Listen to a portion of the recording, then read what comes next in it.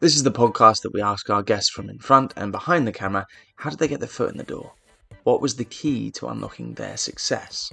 What's their story? Today we have the creative team from behind and in front of the camera of the brilliant drama thriller Magpie. Actors Daisy Ridley and Shazad Latif, director Sam Yates and writer Tom Bateman.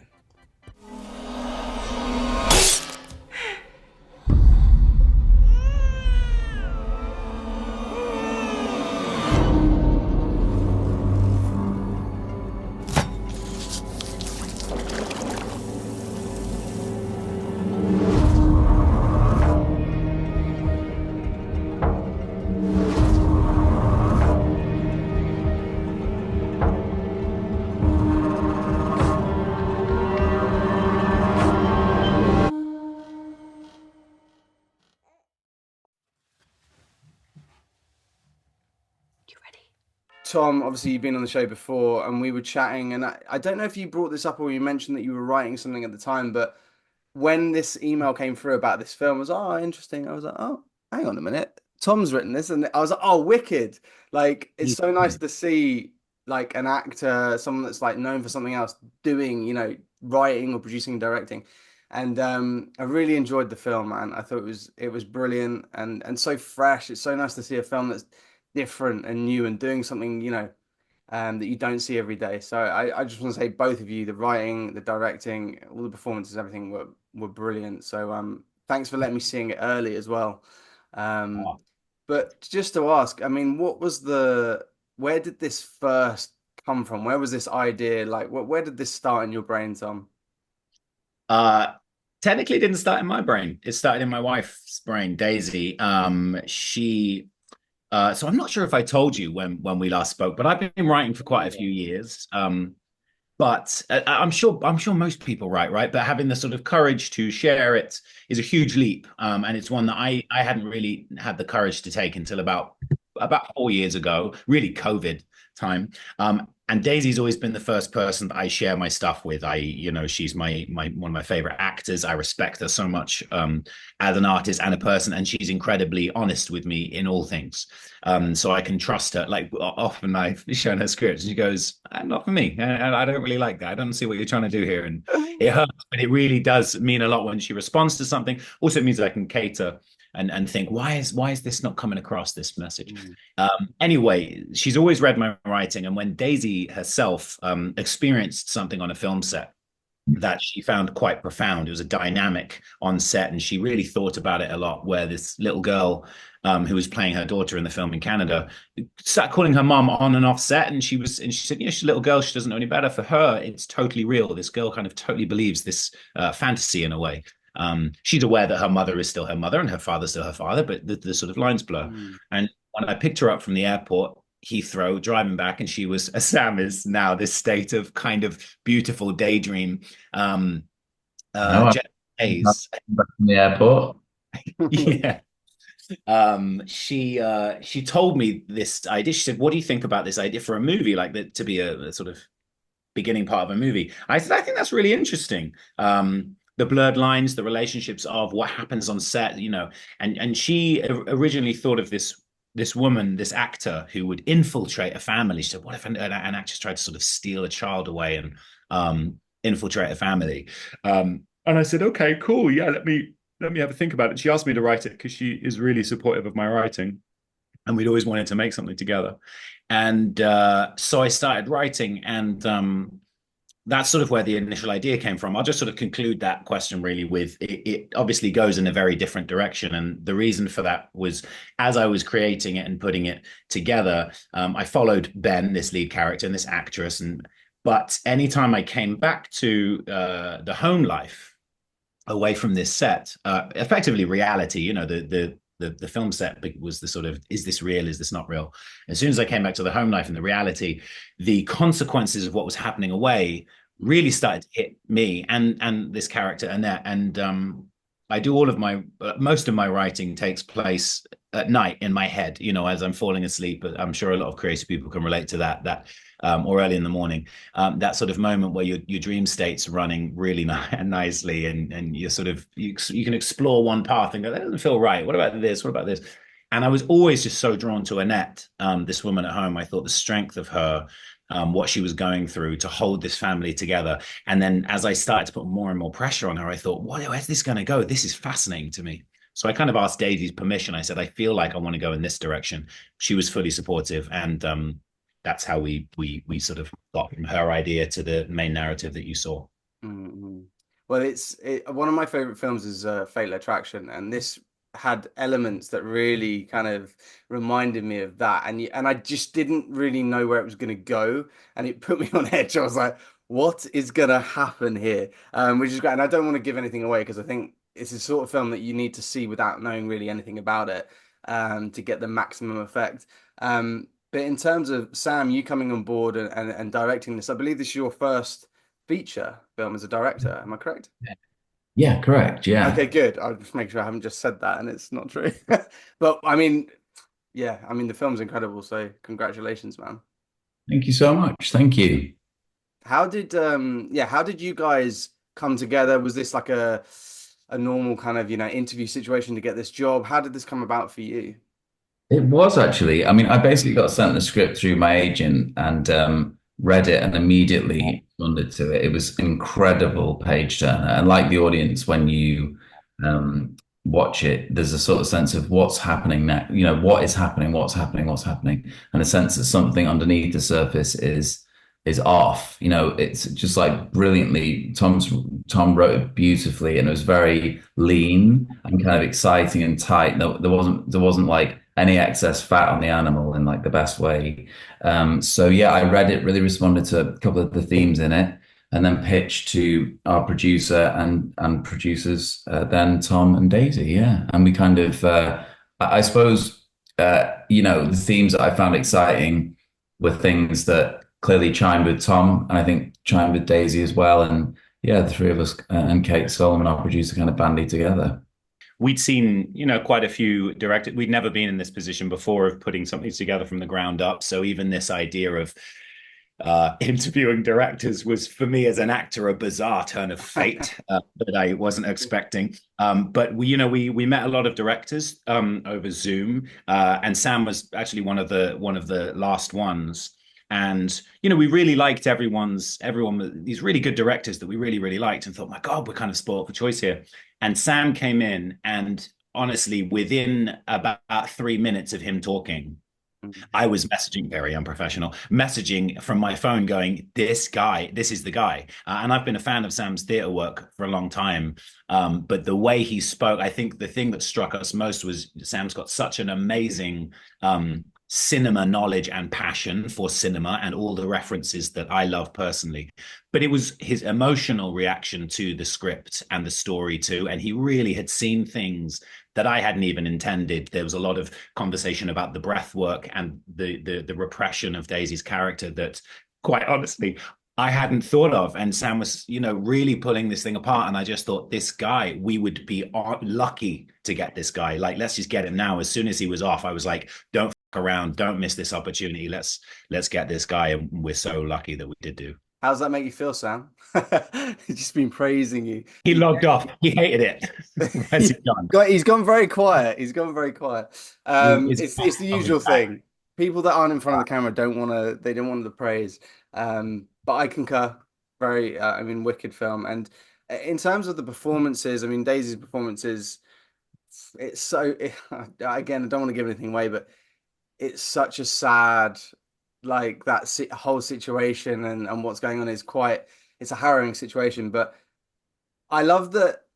Going back to like the Fatal Attraction and mentioning that films of that kind of ilk are normally don't have mobile phones or technology, and that builds the tension. There's things that can't happen because people can't communicate. It's the total opposite with this film. There's a lot of communication and manipulation of that. I'm trying not to give away anything that happens. But that's quite unusual. I feel like it was quite an unusual thing. It really struck me when I was watching it. I was like, oh, you've managed to, because it's set now, you've used technology in a way which really pushes the story forward and also confuses the audience to hang on, what's happening here and what's going on. Was that something from the very beginning when you were writing it that was an intention, or was that something that kind of grew from the writing process? well, this is actually going to be I can set the first half of this answer up and Sam can take over, because that's what happened in the creative process. As I was writing the film, it struck me one of the predominant themes in it, which one of the first things Daisy said was this fantasy element, this idea that we project onto human beings what we wish to see. Our dreams can sort of manifest themselves, and things like obsession, obsessing over a character, another person, lusting after them, wanting them, not just physically and sexually, but sort of emotionally, what their life would be with that person. And that obscures reality for the characters in the film. And I wanted to do that. I wanted an audience to really feel that obscured reality. And then I wanted to take it a step further. And this was actually quite late on in the writing process, before we got to Sam and things. But it was one of my later drafts that I thought I want to push that even further and subvert and challenge an audience's perspective of the narrative itself. And so presenting them with a film that they believe they're watching, and then towards the end, again, no spoilers, like they realize actually I have been getting it wrong the whole time, and hopefully having that conversation with themselves of who I judged these people, and my God, how did I overlook this person and underestimate that person? And you're so right, putting it in the modern day, the challenges are everything is filmed and photographed, and people are messaging, and you can know where someone is all the time. I kind of like that as a challenge. It was difficult. I did at times think, if I set this in the 60s, it'd be so great. But the beauty of it too is I'm quite an adamant I despise, I don't mind saying this publicly, my publisher's going to probably, anyway, I hate social media and mobile phones. I just hate them so much. I feel it takes the romance and people's presence out of everyday life. I know there are wonderful things to it, but the romance and the, as I said, being present with another human being.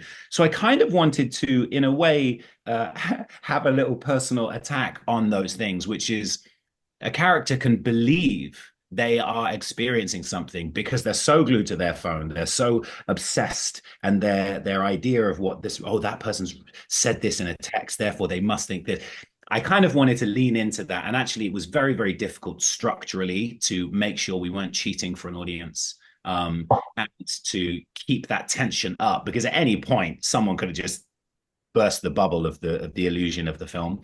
But it was really satisfying to do that. But ultimately, on the page, what I wrote was this this text world, But I'll hand over to Sam, because he came up with Laura Bellingham, our amazing DOP, and the incredible world of that. Yeah, we wanted to sort of have a visual language for the texting affair that happens in the film, and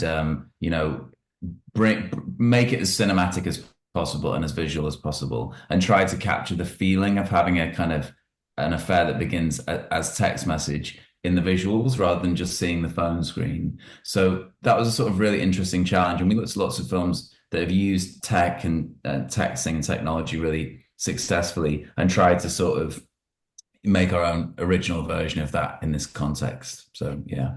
Can I ask a question, actually, Sam, too? Because I don't know whether I've even asked you this, but what I really loved that Sam and then our incredible editor Chris did, was that kind of gradual introduction that, the text does begin as a text phone, and then kind of gradually you get into the mouth and the lips and the eyes, and then you're into this world. And it struck me last time I watched it, I thought, God, you've managed to do such a seamless introduction into that I can't remember at what point, which is brilliant for the character's point of view too. Was that something, did you guys shoot that, you know what I mean, always shoot that text world and then decide to pare it back? Or did you from the beginning, no, let's start out distant and then sort of work our way into this world within a world?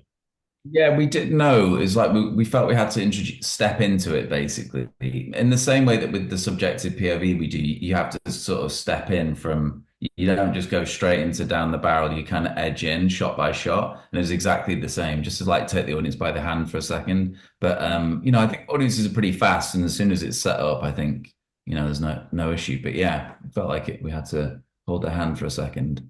Yeah, I'm looking forward to watching it again, because now I know what happens, everything else. Now I'll look out for little things and see like how it's teed up. Do you know what I mean? And I mean, you obviously, Sam, you had experience in theatre, you've done short films and TV and things like that, but coming on and directing your first feature, what are the differences between this and say, working on a theatre production?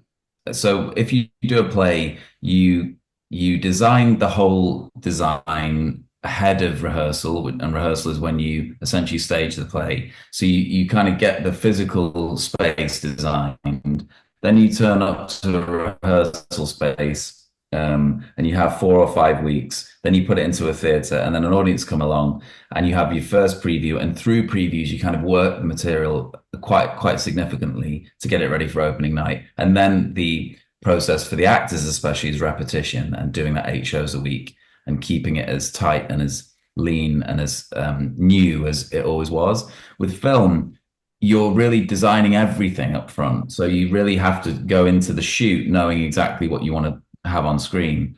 Because if you haven't scheduled it, it's going to be difficult to get.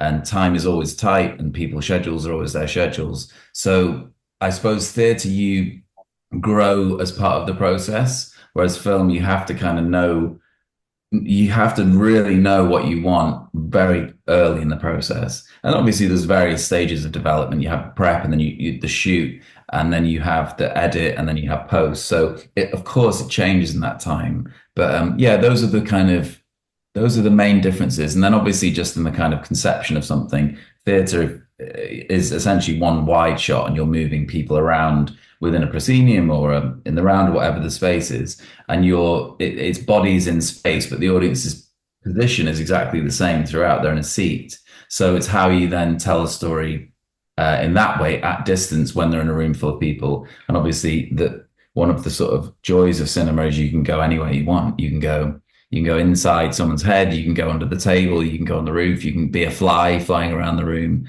You've got a very sort of powerful connection with music as well and sound. So yeah, the more I do, the less connected I think the forms are, except for the fact that it's storytelling and it involves actors and a director and a writer, of course. But I think both put the real emphasis on actors, I think, and writing. Mm. And do you, now that you've done this, do you have a preference to where you'd like your career to go? Would you still like to have a mix of all these things, or is film kind of where you're hoping to head? I think a mixture. I mean, film is certainly the focus at the moment, but really, I'm kind of story led actually and theme led. So if a story comes up and you go, well, that would work brilliantly in this context, then I'll try and do it in that context as much as possible. And I like working, but they all offer something different. I'm sure, Tom, you'd say the same. You've done a lot of stage, a lot of film, and some television, and they scratch different itches, as I'm sure being a screenwriter does. Yeah, completely. Yeah. And it's been interesting that a lot of people have asked me that. I mean, I remember when, I first started out just doing plays, theatre for 4 5 years out of school, drama school, and then did a little bit of telly and then came back to stage, and then movies kind of took over a little bit. But I think that's kind of because work begets work. You do a movie, people go, "Oh, do you want to come do it?" No, and you get put up for movies. And sometimes I feel that theatre has forgotten me. But it was a similar thing with writing, that people have said, "Oh, would you stop acting and write a bit more?" And I think similar to you, Sam, I think for me, creatively, there isn't really a difference. The happiness and the joy and the reward that I get from it, there's not really any difference. When I sit down and write a script, I lose days, I lose hours. And, Daisy once, I remember she knocked on the door I was writing and she said, "Do you want to have a bit of lunch?" And I said, "Yeah, give me like half an hour." She goes, "Okay, cool." And I'm writing away. And it felt like 10 minutes later, she knocked on the door and she goes, "What about that food?" And I said half an hour. And she said, "It's been 4 hours." And I had not known. I'd just been going. That sort of spoke, I think, to how much I love doing that. And I love so much getting a script right. And I found it's equally frustrating when a script isn't working and I don't know why. And I'm tearing it apart and changing the perspective and changing the narrative, whatever. I find that equally in my acting work. Sometimes I'm just wrestling with the scene. I'm like, "Why the getting this? What's going on?" But then those breakthrough moments, they feel for me the same, which is hitting on a truth of something, be it writing or performing. Yeah. In terms of the process from the beginning, I mean, you obviously writing it and then to actually get, it's kind of the holy trinity of like, how do you do this? The meaning of life. How do you get a script made? How do you get that greenlit? What was the process, if you're willing to go into it, to get this film off the ground? Uh, Honestly, my process for this was Daisy. Who's just walked in the door. I've said it before and I'll keep saying it. And it sounds a bit glib and funny, but it is true. Being married to Daisy is like being attached to a rocket. Her power of getting something done is remarkable. And ultimately, I did produce this along with Kate Solomon. But Daisy was the one, she effectively hired me as a writer. She said, I've got this idea, please write it. All of my drafts went through her and she steered it and helped me steer it. And then we both sat down together and we're watching movies that we like to sort of draw on DOP people to maybe go out to, like directors and something, so we were doing it like that. But in terms of going out and getting the thing made and done, that was just Daisy, and I was there. I was there on the calls that we made and with Kate Solomon as well. But it was Daisy's passion to play this role, to tell this story, and not only tell it the way we wanted to, but make it the way we wanted to. We wanted to create an atmosphere of inclusion with everybody and a joyful place, because we've all been in jobs where that hasn't been the case.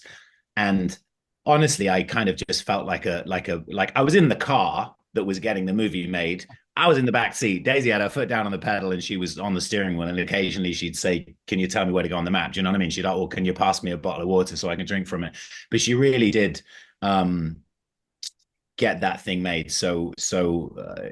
Yeah, in terms of, I'm in different processes with other scripts that I've written that Daisy's not involved in, or she's always been, because I give her my writing first and she often helps me send them to people. But I've got other things that I'm getting off the ground. I have producers, brilliant producers. I mean, my God, producers that have made some of your favorite movies. And they're the ones telling me, like, my God, the speed at which you had Magpie made, developed, and finished is remarkable, because they're saying, we've been with this script, we've got producers, we've got a lead actor, we've got a director, and still we're going, okay, there's this window for this company we could get money from or financing from. It's incredibly hard. And the fact that Daisy managed to do it, and it's the first time she's done it, the speed at which she did it is honestly just a testament to what a rocket she is. That I'm in the process of trying to get a script off the ground, so I'm really intrigued by that answer. But unfortunately, I don't. Yeah, you need a connection or a door in, or someone that is going to drive and be passionate and yeah. But I would say too, just to your point of you're trying to get something made. Obviously Daisy has connections. However, it wasn't like Daisy goes, hey, I've got this idea for a script and money just fell into our laps. We had to hunt that. And even with, Daisy attached, it was a case, we had to push and talk about schedule and dates, and the creators were having involved and the team around, the cast around Daisy. It wasn't just, it's a really difficult time, particularly now, to get feature films made, particularly. So I completely understand your struggle, but I would say what Daisy has, people might think, oh, Daisy's got those connections, she can just go out and get the things. This isn't the case. What Daisy has is an unbelievable commitment and drive, and she just does not say. Sam's actually very, very similar. They don't take no for an answer. They're like, this is the goal. How do we get it? Oh, it's difficult. Doesn't matter. Someone out there is doing it. How did they do it? Like, call up, look sideways. How did that person get that made? Literally email them. I think Sam did that to a lot of people, like literally just going, wait, so you've had this issue, like you had that hurdle, like not many days or night shoots or whatever. How did you overcome this? Talk to people sideways. Literally look at movies. If you're writing something and you think, oh, it's kind of in this area of cinema, like, I don't know, femme, or is it more like a bigger movie or whatever? Look at those and then find the avenues, find people who have done it, and just call them up and just be like, how did you get this done? Or email them, and how did you get this done? Because honestly, it's how Daisy was doing it. She talked to people. I'm sorry, I'm rambling now because she's actually walked out, so I feel left. She had just worked with this. You can tell us the truth now. She's gone. She had just worked with before we did this amazing producer who had made a film that Daisy did for time less than we did for Magpie, and got it done, and it was just a brilliant director, brilliant script, brilliant cast. And Daisy saw how it was done, and she literally sat down with Alex, the producer, and said, how did you do this? How did you get this money? What did you do? Okay, you've made a budget sheet. Okay, I'm going to make that even before you've gone out to a director or anything. Make a budget sheet of this is how much it's going to cost. This is how we're going to achieve it. The business side of the movie, take the creativity out of it. And then she went. So when we were going into these meetings to get money, and it was literally just me, her, and a script and Kate, Daisy was there ready for all their questions. This is how much it's going to cost you. Can you do it for any less? No, we've talked to these people. We've planned this. This is how much it's going to cost. However, we can do it in this space of time. It's how she did it. And then honestly calling in favors, like a lot of the, cast, crew, we said to them, there were people we knew and we worked with before, and we said, look, we can't pay you a huge amount of money here, but we would love to have you, include them. And honestly, some of them said, sorry, can't do it. I've got, a mortgage to pay and kids to support. But those that did come, we were so grateful to, and they literally did it for the love of, I mean, you talk about Alistair Petrie. I knew him from Shakespeare in Love, and I could just call him up. I was like, can't pay you the money I'd want to, but we would love to have you. You're perfect for this. This is the day. We can shoot you in a day. And he comes back and was like, I'm there with you. So it's using those relationships and those people. I'm sorry, I've been talking for so long. But oh, no, it's okay. No, I love the passion of it. And I mean, obviously you didn't mention it there, but it's testament to how good the script is. Because if the script wasn't good, it wouldn't matter how much of a rocket Daisy is, it would have, it wouldn't have happened. So, you got to give yourself a little bit of credit there as well, Tom. But sure. yeah. Now for a quick break. We'll be back to the episode shortly. Check out the Patreon at patreon.com/life in film. And don't forget to follow us on Spotify and Apple Podcasts. If you enjoy this episode, please leave us a positive rating. Add us on Instagram, Twitter, TikTok at Life in Film Pod. Essentially, please like and subscribe everything. It makes a huge difference. Thank you. This podcast is sponsored by Betterhelp. Do you work in the film industry? Are you freelance? Or perhaps you have a 9 to 5? No matter what you do, mental health affects us all. I struggled early on in my career with the uncertainty of if and when I would ever work again, struggling to pay my bills or simply with anxiety. Don't know about you, but being an actor, it's very important for me to maintain structure in the downtimes, and I found not only exercise, but talking to someone for me was a game changer. And so Life in Film has partnered with Betterhelp to provide you with access to the largest online therapy service in the world. And it can all be done from the comfort of your own home, from a phone, tablet or laptop. No commute, cutting down travel costs, and most importantly, it's affordable. With over 1,000 therapists in the UK, Betterhelp can provide access to mental health professionals with a wide variety of expertise in mental health. If you need someone to talk to and you're thinking of giving therapy a go, Betterhelp is a great option. And being a listener of the podcast, you get 10% off. That's 10% off your first month at betterhelp.com/lifeinfilm. That's betterhelp.com/lifeinfilm. If you enjoyed this episode and want to support us, get early access and exclusive content and episodes, click to join our YouTube channel and become a member now. And back to the show. Well, I've been friends with Tom Bateman for years. We used to hang out. We had mutual friends in the biz, and he was doing a play with a friend of mine, and we just got very close. And then we partied together for years. And then he calls me one day and says, "I've written the script," and it was just, I think it was during COVID or just after, and he sent it over, and it just read so well, and I read it straight away, and it was a proper film lovers movie, and then meeting Sam, it was the same thing. His influences and things he was saying that it was going to be inspired by, we sort of were all on the same page, and Daisy, and it just felt, it felt a very original piece, and it was quite, what I would have to do was quite intriguing, because I had sort of just 3 separate women that I was dealing with, my daughter Matilda and Daisy, and it's just quite an interesting layout. When your mate sends you a script, is there a hesitation like, I hope this is good? I think that's always there, but we've grown up in this biz sort of side by side as well, and I know how talented Tom is, and I sort of knew how serious he is and intelligent. So I wasn't that afraid of reading his script, but I knew it would be good. I knew it would be good. What was it about your character, reading the script and, not only it being Tom's script, but reading it, what was it about the character that attracted you? Yeah, it's an interesting because he's basically the villain. So it's not that I was necessarily attracted to him, but it's always fun to play and try and find reasons and justifications for why these characters do things. And obviously, I was very excited to play opposite Daisy, and family dramas are something I'm interested in anyway. So that I just knew it would be a nice, maybe a very nice dynamic. Um, and then the job is to try and humanize or find moments of comedy or something, get the audience to try and sort of trick them to like him, and then realize, this guy's a real asshole. Yeah. But I think that kind of works, and because obviously you do see moments of him being nice, and he is a good father in sometimes, and you knew it that at one point they did have a relationship that was good, and she obviously stayed with him for a reason. So it's trying to show like moments of that, and then added a bit of comedy, and then just fully turn. I just hope that Yeah. they come up. Yeah, well, as you say, he's likable, and like I didn't. I'm trying not to give anything away, but like when you're watching it, you're on his side until you're not. You're like, oh, right, hang on, and It's you don't really interesting know to see how the male much. and No. female opinion of. There's always, I think they had a few screenings, and the women were like, "Fucking hell, yes, I'm glad." And then some of the men was like, "No, I really like, it's just both Yeah, sides." no, definitely. And it is a character that you could have played it in a way where he's kind of the villain from the start. Do you know what I mean? But I love that it wasn't that. It was more subtle than that. And even right up until sort of, the final moments, I'm still kind of going, no, but maybe he can redeem himself, or maybe there's a confusion here, or maybe it's not quite as it seems.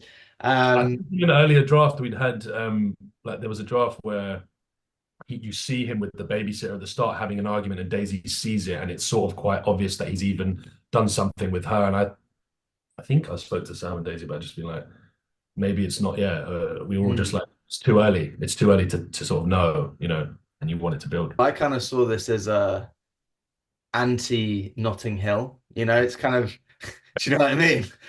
It's like what it probably would be in real life if that occurred, that whole situation occurred.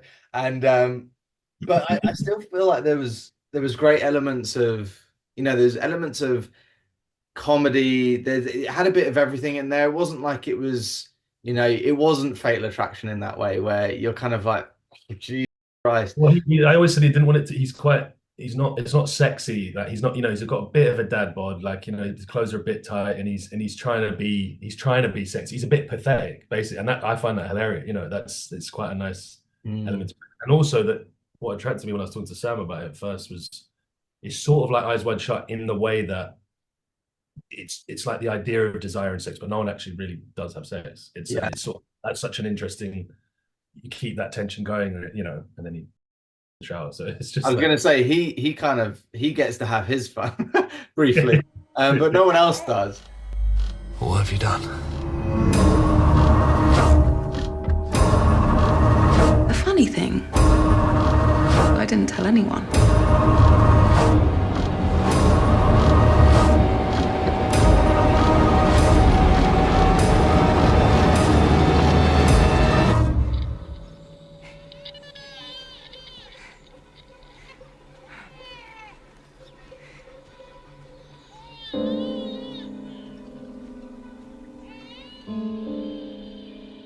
This was a lovely little surprise. I really enjoyed this movie. Just something fresh and new. And I hear that you kind of came up with the idea. How did that Yes. where did that stem from? It stemmed from being on set of a movie in Canada, and I had a little girl in it who was amazing.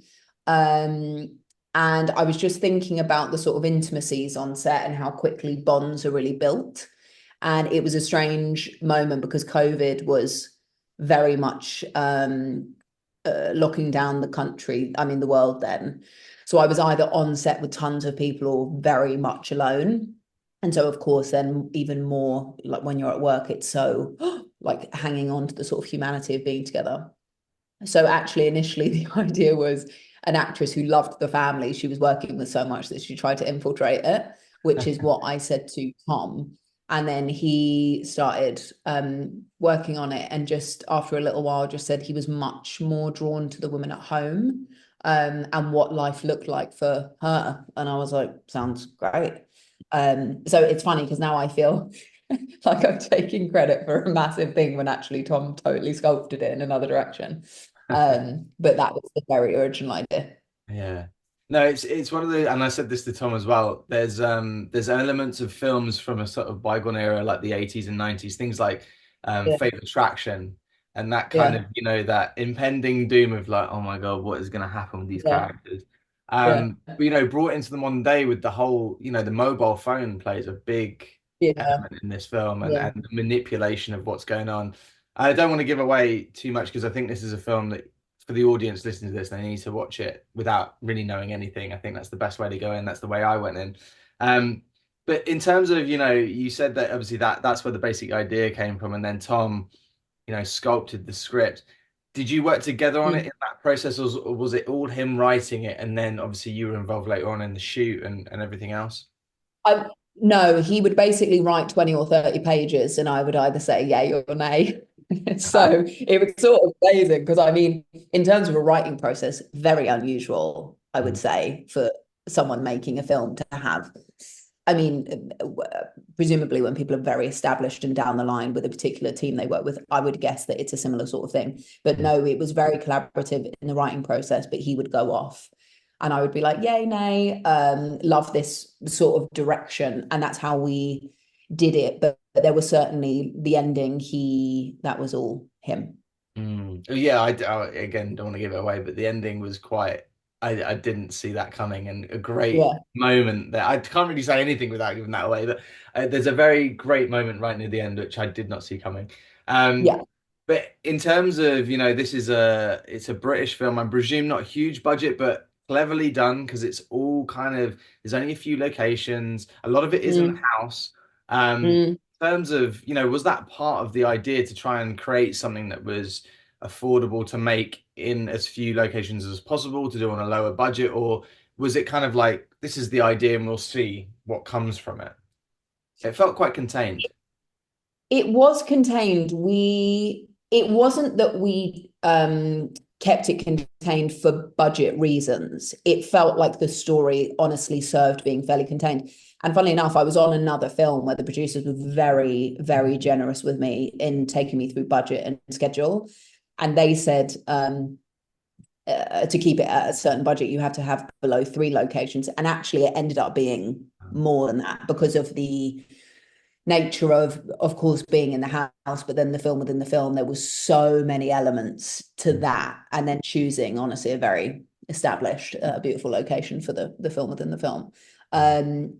But it ended up being helpful. But also, I feel like it ended up being helpful in a sort of incredibly claustrophobic way. Because when we went to go look around the house, I remember saying, it's really big. Like, I'm worried about how big it is.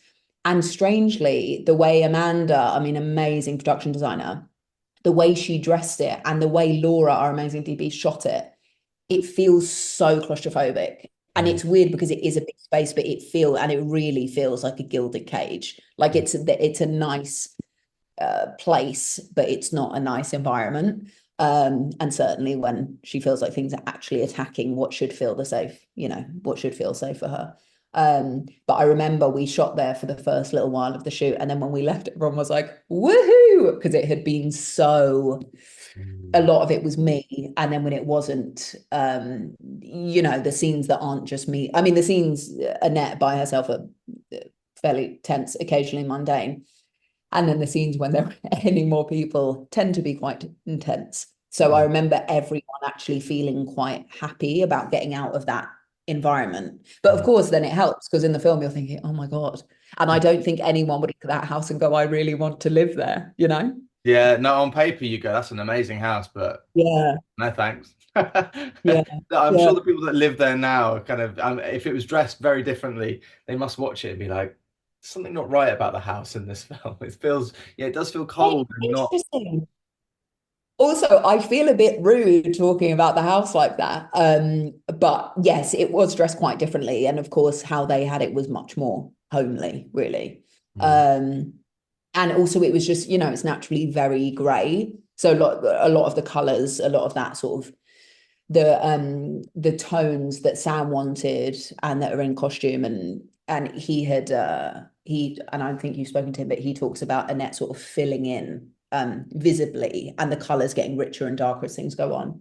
But even the sort of grayness of that time, I think, has a really weirdly British feeling of, we all know that grey feeling, you know, when you're sort of like, oh, you want to be a bit cozy, but then outside is so yes, the house is beautiful. Thank you to those people that had us in there. Well, it's a lovely British grey day today as well, so it's certainly Yes. in the vibe right now. But yeah, in terms of, actually getting the script off the ground, once Tom had, crafted this amazing script and you were both like, right, good to go, we're happy with it.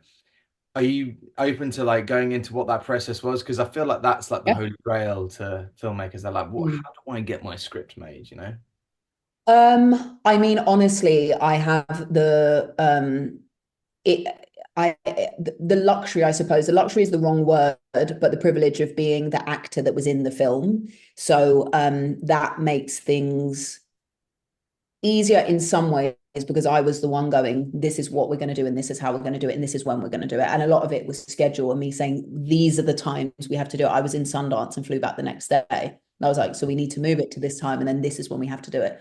Because I was it's so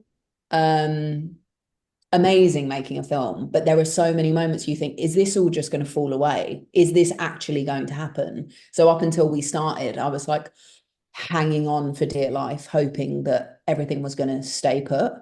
And certainly Kate Solomon, who had come on fairly early in the process, she brought someone called Claire who helped us out with financing, and we sold some territories and then had amazing financiers called Align who came and covered the gap. And so in that regard, it was fairly straightforward. I mean, of course, along the way, there were 1,000 things that happened. And there was a moment a little while just before that we thought everything was going to fall apart. I mean, Tom says I did this by will. It wasn't just by will. It was a lot of good people doing amazing work. But certainly there were moments where you think, oh my God, is this actually going to happen? And it wasn't a long process from when we set out to do it, and when we filmed it, it was actually fairly contained. And then certainly it sort of felt amazing, because once we were there, we were so amazingly prepared.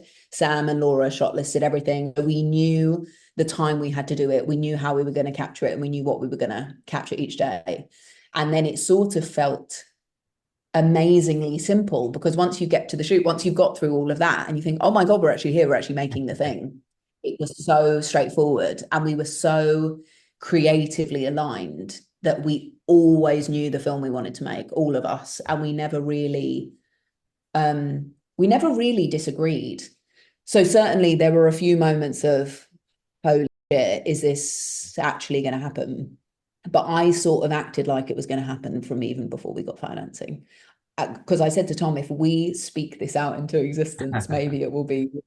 And if we act like it's real, it will feel real. Yeah. And I suppose the difference is usually one doesn't know if you're just acting in something, if something has almost fallen apart or not. So yeah, a few hairy moments, but particularly with our financiers, they were amazing, really amazing, and very hands off, because I think they felt so they were so sort of infused about the direction we were going in. They were amazing, actually. So sorry, this is a long and winding tale. There were a few hairy moments, but generally it was actually fairly straightforward. We said we were going to start on a date. We started on the date. We finished the film when we said we were going to finish the film. And then, of course, then you hope that you're going to sell the film, and then we sold the film. So, 3 for 3 is a win. Pretty good going. And the film's good as well. I mean, that's like, amazing. Well, it's quite funny because we did a screening for some friends and family just for feedback. And I think the thing is, when people you love watch the thing that you made, they go, they're hoping that it's okay. And I remember some people afterwards going, it's really good. And I was like, thank you. Great. Cheers. Like hesitantly, it's really good. Almost surprised. Yeah. Well, yeah, I mean, I really enjoyed it, as I said, and It must be so satisfying to be able to not only, because you're an actress, obviously, that you've played many great parts, but to take something from the script all the way to the finish line and have it, made. That must be a very satisfying process. Yeah. I feel like it's one of those things that in a month, I mean, it's been incredible. And also, I feel incredibly personal about the things I make anyway, but this is obviously next level. So it's been amazing and also quite overwhelming and strange. So I feel like in a few weeks, I'm going to go, oh, we really did it. But it's sort of it's so much to process. I feel like I haven't quite yet, but generally, and I feel like I'm getting, now we're almost really out there. I feel like now I'm able to go, okay, everything's actually done. Because of course, the process of making a film, it's like we premiered it at South by, and then you're like, oh, okay, next thing. Now we have to hope that we sell it. So it never really feels done. So Monday, I feel like will be, okay, and then enjoy. But yes, I do. And certainly in a creative way, building a character from the ground up, knowing so intimately every word, every line, every moment, and really knowing that with the rest of the character. Oh, morning, Mr. Magpie. I've seen so many this week. Really feeling that particularly with Tom's writing, and then being on set, hearing his words be spoken, knowing that each word, each sentence, each comma means something is sort of amazing. If you enjoyed this episode and want to support us, get early access and exclusive content and episodes, click to join our YouTube channel and become a member now. Thank you to our guests, and thank you to their team at Alternate Current. As always, thank you to our sponsor, BetterHelp.